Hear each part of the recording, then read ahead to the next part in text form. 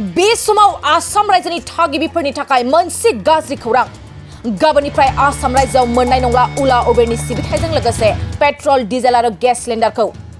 गाबोननिफ्राय हरनि बास एबा नाइट सुपार बासनि सिबिथायखौ मोननाय नंला 5 आरो 6 जानुवारियाव पेट्रलियाम मजदुर इउनियनआ आसाम रायजोआव मोनसे गोख्रों खुदिसानाय फोसावदों सरकारा फोसावनाय हिट एन्ड रान आइनखौ बोखारनो थाखाय दाबि दैखांदों पेट्रलियाम मजदुर इउनियनआ गाबोननिफ्राय गोख्रों सोमावसारनाया जागायगोन होननानै सरकारखौ हुमखि होदों जेब्लासिम सरकारा हिट एन्ड रान आइनखौ बोखारागौमानि सोमावसारबाय थागोन होननानै फोरमायबावो 48 घन्टानि थाखाय ड्रेनफ्राव पेट्रल डिजेलफोरखौ जगायनाय जानाय नङा होननानै गोख्रों बाथ्राजों पेट्रलियाम मजदुर इउनियनआ फोरमायनायखौ सुलुंनिफ्राय मिथिनो मोननाय जादों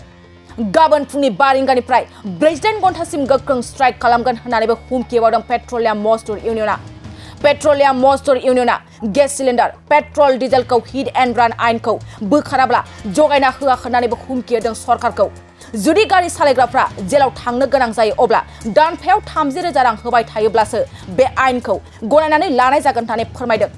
पेट्रलियाम मजदुर इउनियनआ सरकारा बे हिट एन्ड रान आइनखौ बोखाराब्ला गोख्रों सोमावसारलांबाय थागोन होननानै हुमखि होदों पेट्रलियाम मजदुर इउनियनआ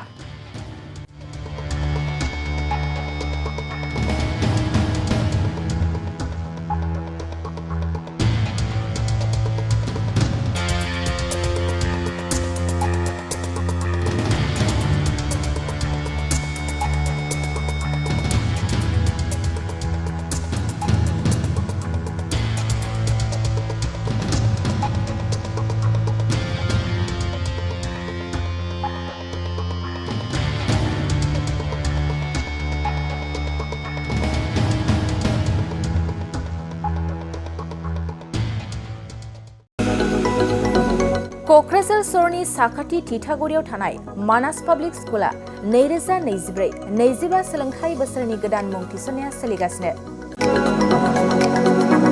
थिथागुरियाव थानाय इंराजि बिजोंनि मानास पाब्लिक स्कुलाव दासान्दि नार्सारिनिफ्राय 8 थाखोसिम गोदानै मुं थिसननाया सोलिगासिनो बे फरायसालियाव गुनगोनां सोलोंथाइ होनायजों लोगोसे फरायसाफोरनि थाखाय दं मोजां खाबुफोर थाखो फोरोंथायनि अनगायैबो yoga classes basic computer education English speaking skill maths and science projecting highly experience faculty आरो स्मार्ट क्लासेसनि खाबुफोर दं